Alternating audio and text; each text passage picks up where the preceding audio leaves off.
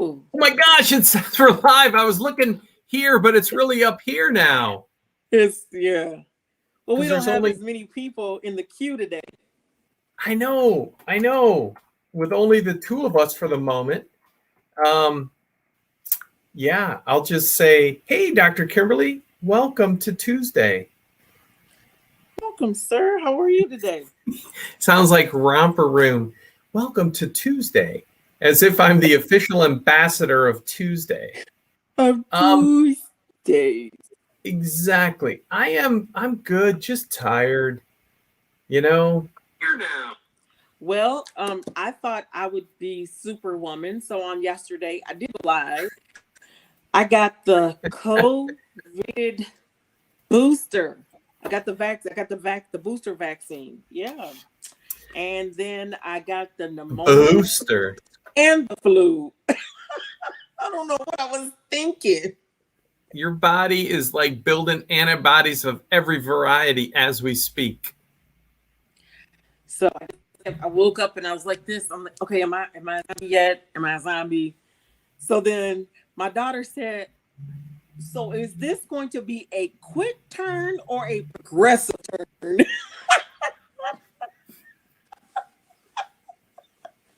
Oh, these kids. See, that's what happens when you have really smart kids, So she said, so what are we to look for? Is this going to be, quick, fast, in a hurry, or is this going to be progressive? Nice. And I said, well, maybe I will be part of the new hybrid that are still cognizant of who they are. Oh, these zombie shows, when you think they've run the bit out, they just come up with a new angle.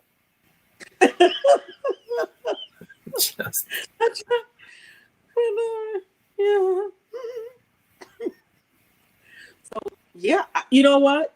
This is a great week of anniversaries and celebrations. Sunday actually starts out the work week. Most people know that. Yeah, it goes from Monday, Saturday. So Sunday is the beginning of the week. So on Sunday, it was my 8th anniversary of rolling into who it is that I am, like right now. So yeah, it's 8 years on Sunday that I had a massive stroke and have been a wheelchair user ever since. Yeah, and I cheer because you do too. Again, I saw a few of the posts where, again, that you talk about rolling into this next phase of your ministry. It's not a burden. It's an awesome new set of opportunities. I think our guest just popped in. But then, what is today? Today is the actual bona fide 40th anniversary of when Disability Advocates started. October 19th, 1981, we opened for business. And the cool thing, and I don't know if it's a sad thing, I found an article because we're getting ready, as we talked about a couple weeks ago. Tomorrow is Invest in Ability. Hey, Commissioner Mayhue, how are you? Good. How's everybody? Oh, just tired today, but we're good and awesome to have you with us. Oh, it's awesome to be here. So let me just finish my thought, and then we're going to get right to you. That today is the 40th anniversary of Disability Advocates when we started. And we started with 2 staff and 4 volunteers. And 40 years later, we're doing the same things. And, we're helping people with disabilities navigate our community. Affordable housing was the number one issue and it still is. It still is. In fact, it's probably worse today than it was in 1981. And then talked about working on accessibility issues. So Dr. Kimberly's been helping our Absolutely Accessible Kent project and doing disability awareness trainings. It's like 40 years later, we're still out there working, which is good. Has it been that long? I mean, I think I was working at Touchstone then. 1981, believe it or not. Adult aftercare. Yeah. Yeah. Something like that. So we are we're at the 40 mile mark. Wow, way that to- is phenomenal. Well, But it was very much needed, because of the people with the physical disabilities and stuff like that. They were having problems, psychiatric problems, but the biggest problem was their special needs.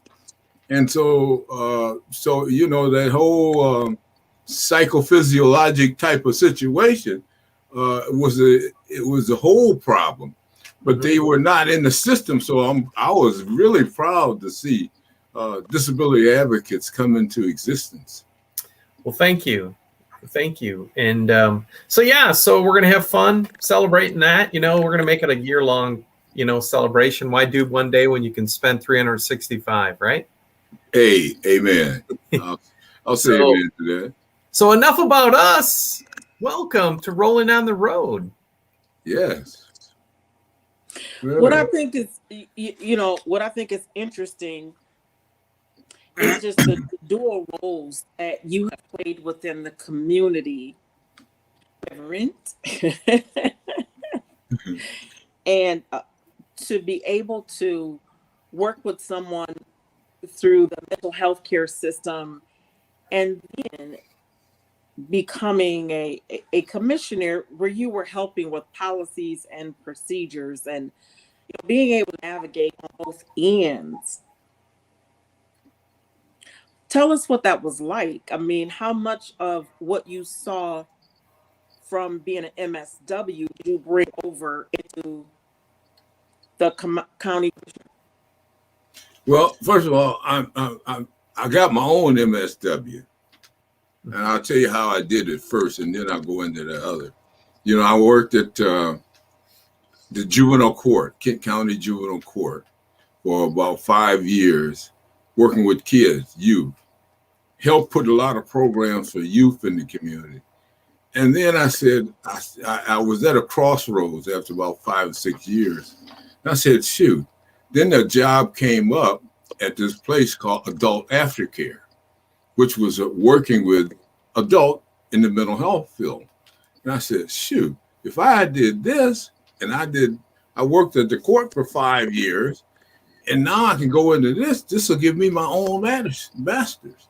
So I came into the adult aftercare and learned the whole psychiatric jargon and began to, see the whole picture of being disabled, because I worked with the youth, and now I'm working with the adults. And then finally, disability advocates came on. But your question again, could you repeat that? It was you making that transition. I mean, you were helping, but you realized, do you think that you could help people better by being a county commissioner to help to navigate, the county and educate them on the plight of those persons that were dealing with mental illness?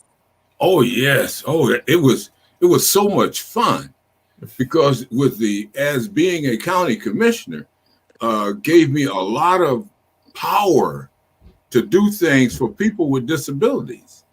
We put together the Kent County jail program, to help navigate people getting medications while they were in jail, because prior to that, it was pretty tough to get your medications out there to jail, but for some folks. And so the whole jail program was for the disabled. We put that together so that we can help them navigate. So in navigating with power, navigating with power was very powerful for me.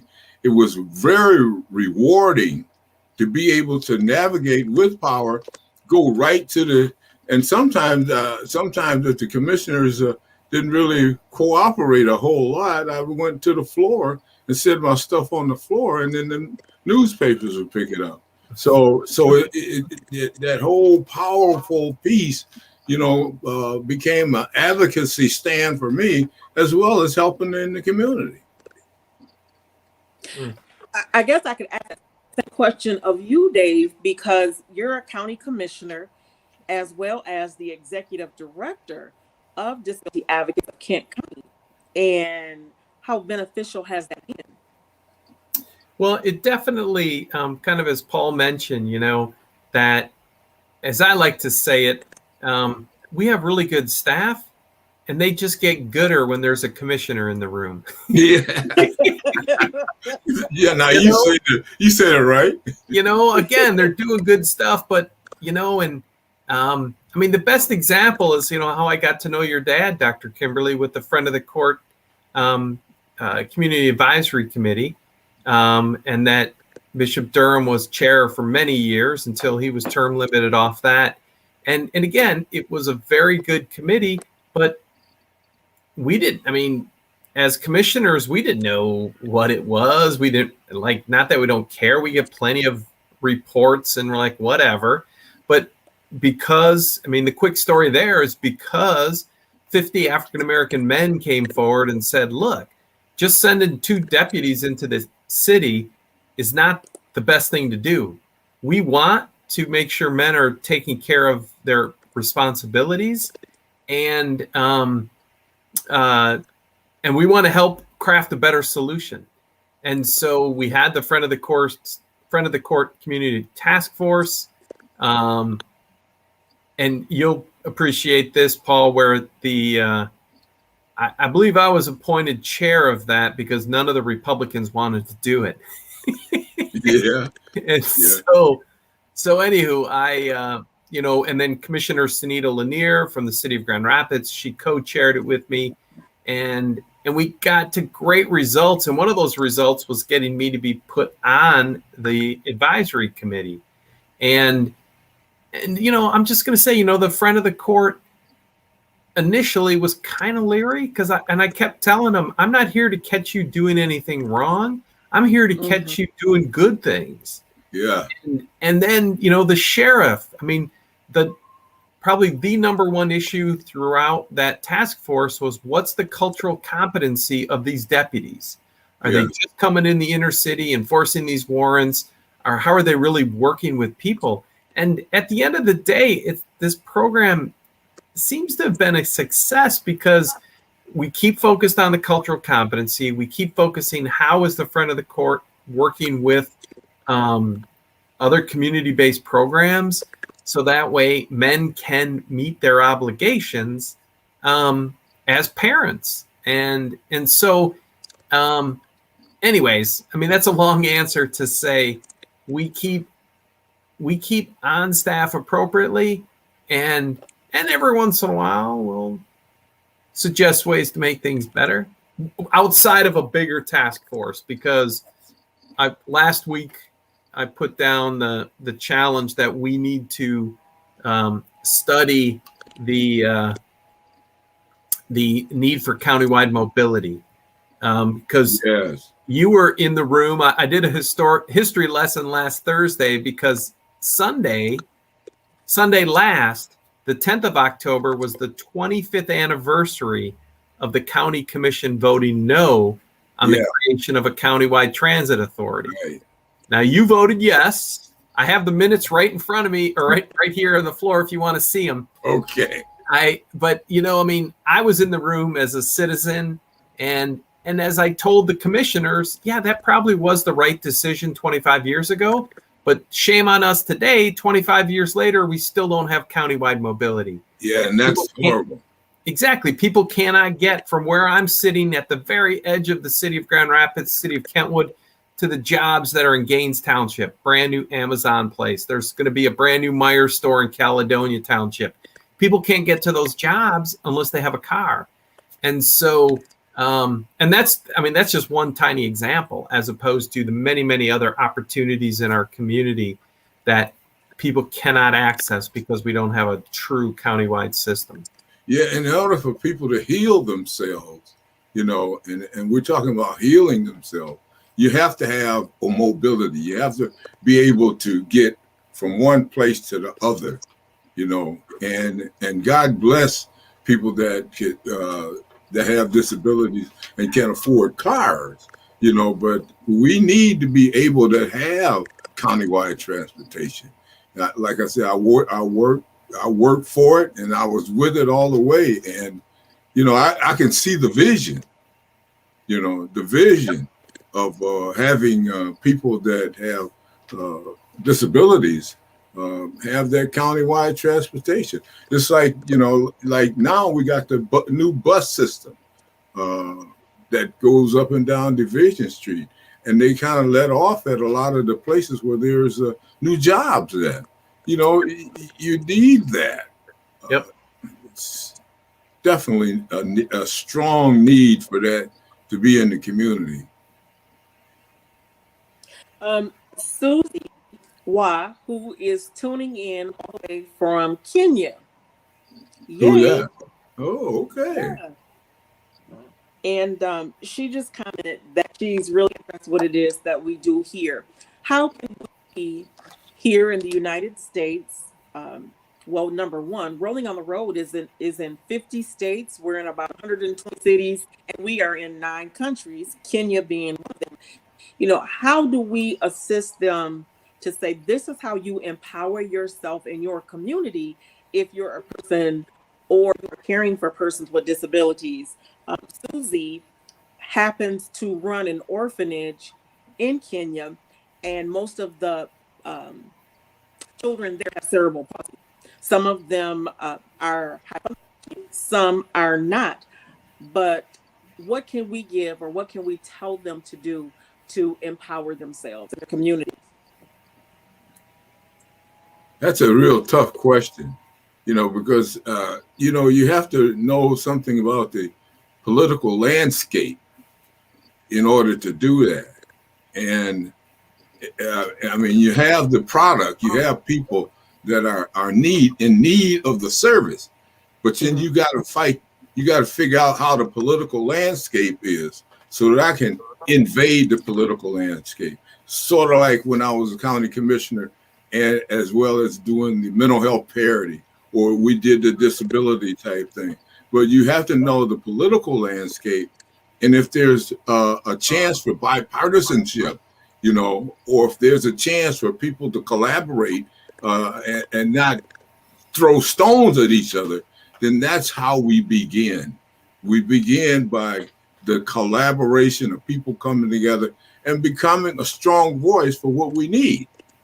And that sometimes it definitely means approaching the political system, because you're going to need money and you're going to need power.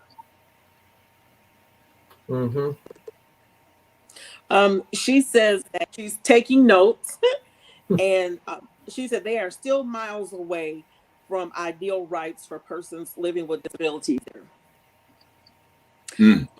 Dave, as an agency, have you partnered outside of the United States, with other agencies, or maybe even churches that may work with orphanages? Maybe the Catholic Church may have, let's say, a connection to an orphanage in Kenya. And have you been able to work with them to say, hey, you know what, we can send a couple of wheelchairs, or maybe they just need some benches, or just simple things like that? Yeah, nothing of, to say from a good and well-structured program.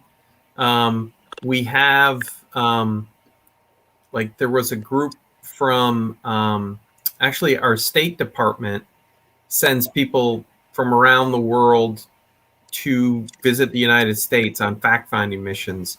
And there was, and it helps build understanding.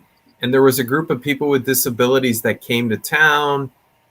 We, hooked them up to with the Kent District Library and others so they could learn more about the US. And we ended up sending 2 of the people of that group home with wheelchairs, because they were using, the things you borrow at the front door of a hotel. And we're like, how do you get around? And they're like, yeah, we just kind of get around. And but not to have wheelchairs. There are other international groups, because kind of what Paul was alluding to. You got to know the rules. If you send, unfortunately, somebody else we should have on the show is a woman who spent some time, is from Southern Africa, and it's like you can't send money in because the envelopes get opened up and people take the money.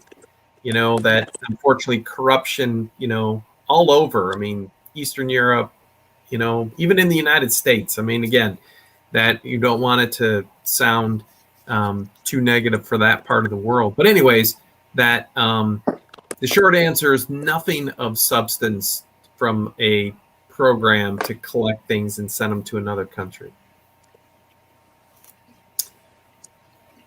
But we're open to things. I mean, that we told those folks they were from the Middle East, get a hold of us, because we do have equipment that we could send, and no one's ever gotten a hold of us to make it happen.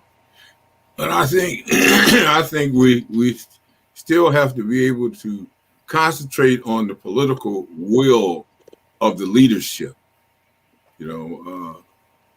I guess even dictators have a heart every now and then, Yep. So we got to be able to concentrate on the political will, because where there's political will, and in countries, and there's some semblance of people being able to vote for things, or put programs on the list, and this is what we need. If there's some semblance of that, then we might be able to come up with winners, because we as an American, we have revolutionized what we've done, and we need to keep revolution. Right now we got to keep the country intact, so that the country don't get away from us. But still, the need that's out there for people with disabilities, people that need operations, that need health care, it's tremendous. And, it's hard for me to sit and see leadership kind of ignore that, because go ahead. So Susie said it's hard for us to trust the government. There is a lot of corruption. So the best branches to deal with our organizations, especially community-based organizations where impact is centralized, and it's easy to map out the results. And what she's saying is what I was trying to dance around is it's hard for us to trust the government, and we have a similar problem here in America. You got people that don't trust the government. You got all these problems with the shots, that we getting for this COVID, because of distrust.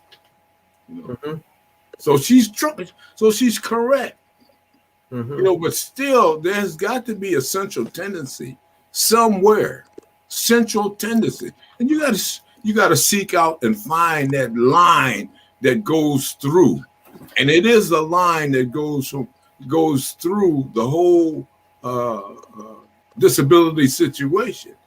It's a line, and somebody at one point called it not disability but ability. I think. Do you remember that concept where we changed it and not called it disability?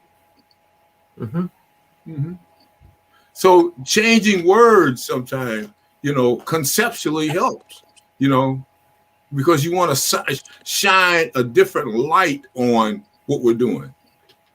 Right. We have a comment from Steph Hines. She says, Reverend Paul Mayhue, my grandmother, Maddie Holloman, would be so proud that you are continuing to elevate the community. The work has been greater than 40 years ago, and it must definitely is greater now. Also,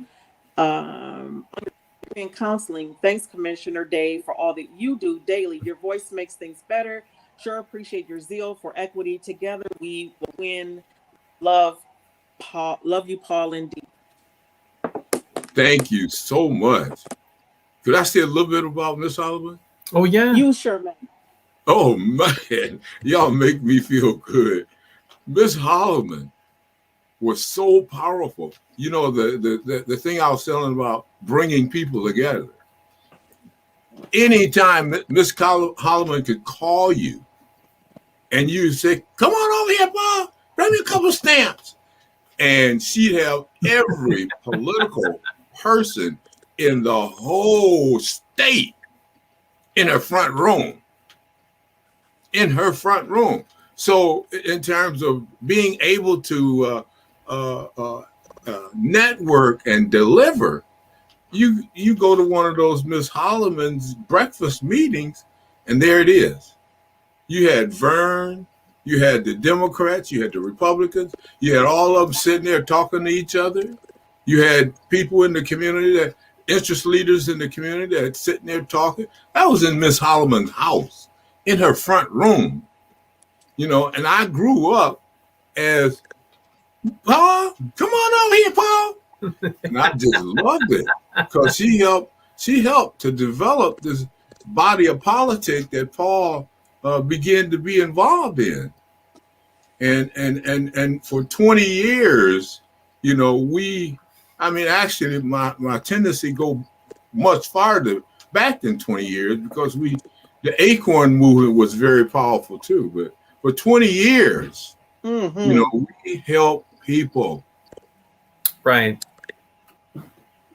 We are now at the 4:30 hour, and I want to say thank you so much for tuning into Rolling on the Road with Dr. Kimberly and Dave. Today is Tuesday, October 19th.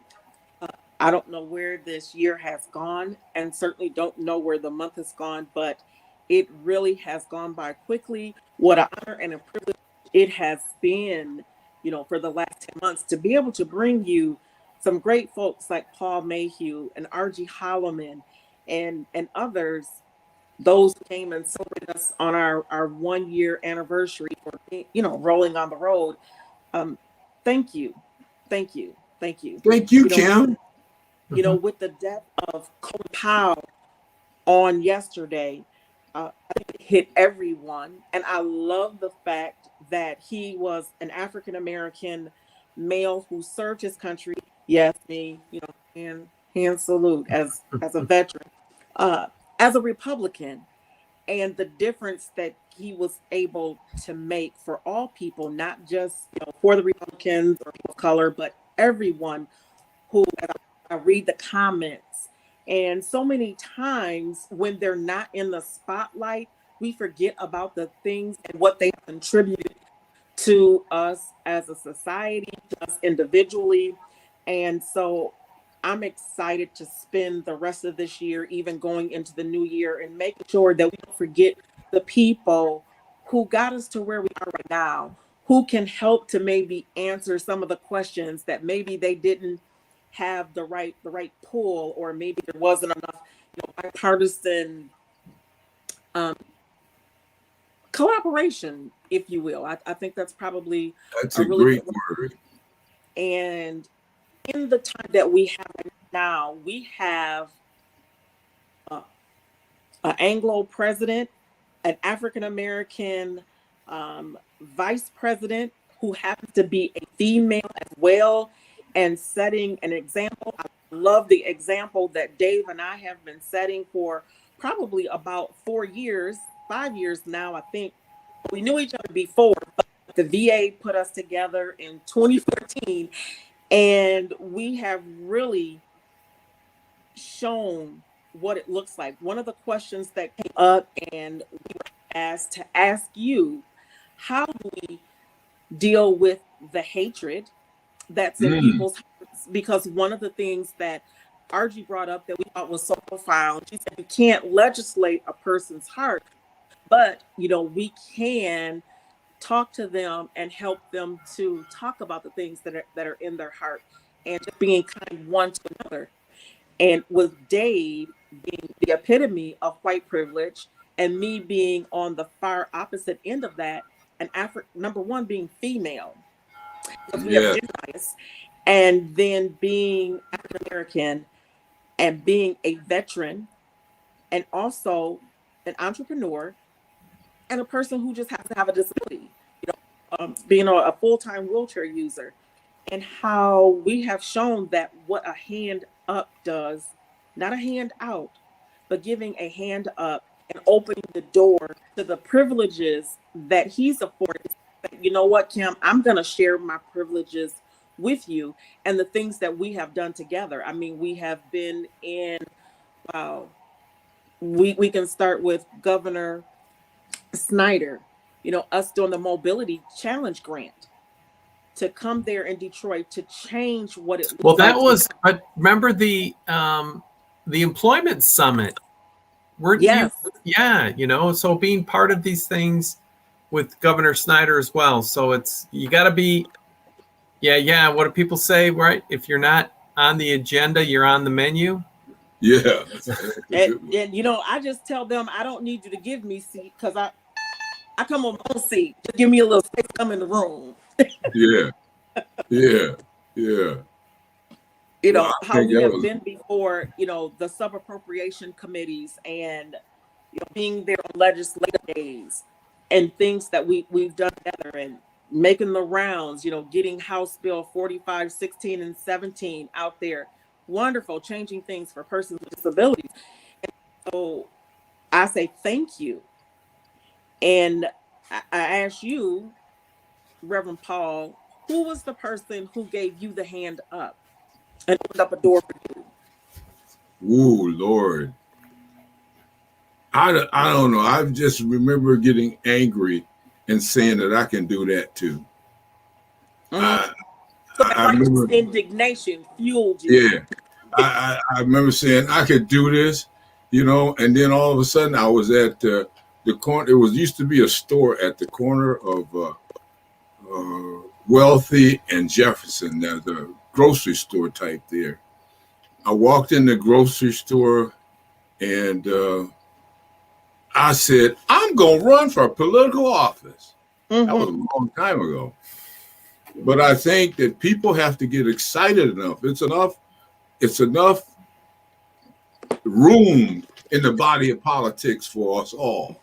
Mm-hmm. But what we have to be able to do is carry our card of forgiveness, carry our card of cooperation, because to be in the body of politics, it's a lot of stuff that you can stay angry at. But then there's a lot of stuff that we could cooperate on and make stuff happen for people.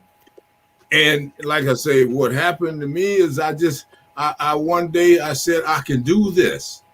I can do this and I can make a difference. And so people kept me in office for 20 years. And I was able to do things. I was able to bring stuff together for the community. Bishop Durham was a person that I believe that I helped put on that board. And Bishop Durham was more powerful than a locomotive, in terms of helping people. We go sit on his porch and set and strategize as to how we were going to help people. And then he go talk to people that he know. I go talk to folks I know. Then we come together. We always didn't come together physically, but we came together mentally. And then we were. It was a powerful force in this community.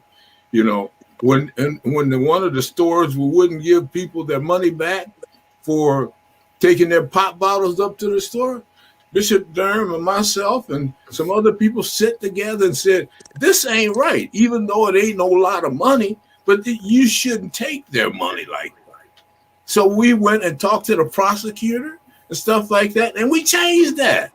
We changed, not me, we changed that. So like I say, it's all type of cooperation. You just have to be able to pull the levers of power and cooperation as you move through.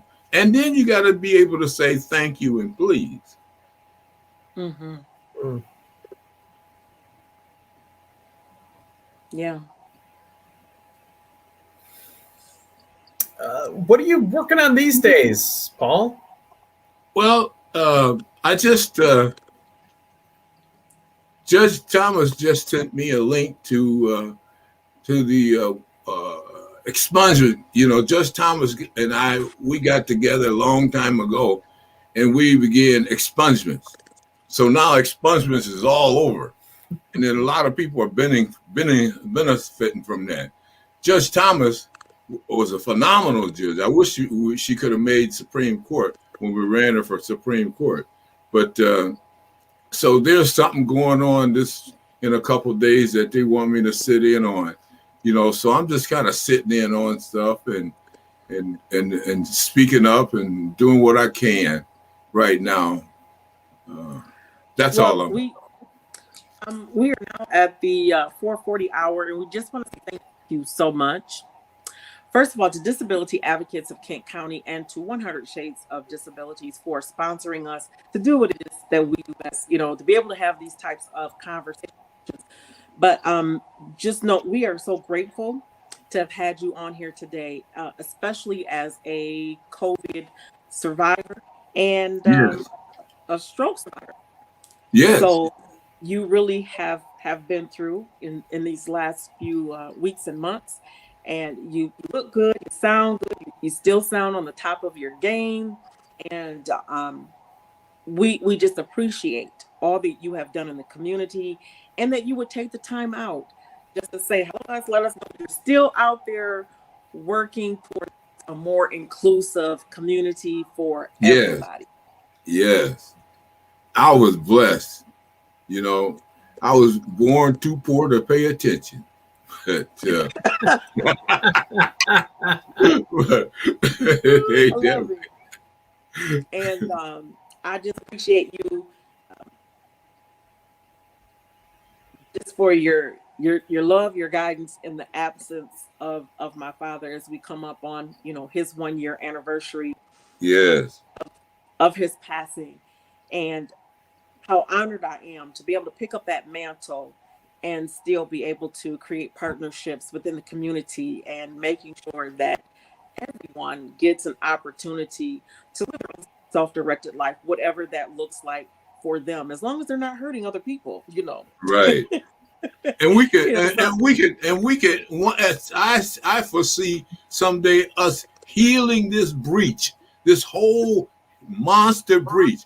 I foresee us bringing that back together one day. The justice system has got to do its part, but I believe in my heart that we can heal this breach and bring those people that are way far right and way far left, bring them back into the central tendency.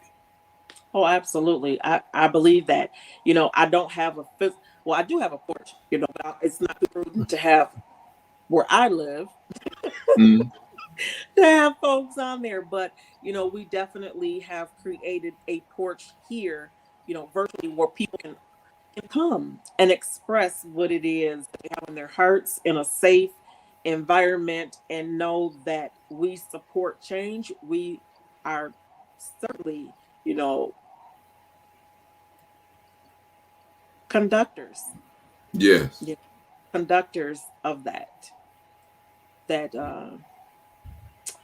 you gotta have a conductor in order for the train to move. And so we invite everybody to get on, and we'll make a stop wherever you need us to stop so that you can get on and share with us what it is that you have. And so we're really grateful for this platform, and that you could join us on today. Dave? Again, gratitude. As I mentioned, Paul, your impact in this community has deep roots and will continue to grow. That one example of 25 years ago at the county commission, many things before that, many things after. So thank you for your continued service to make our community a great place for everybody. Thank you. Thank you both. I just appreciate you having me today, and just God bless you for having me today. I appreciate it. You are so welcome. Dave, are there still any tickets for Investability? No, ma'am, we're sold out because we're 25 hours away.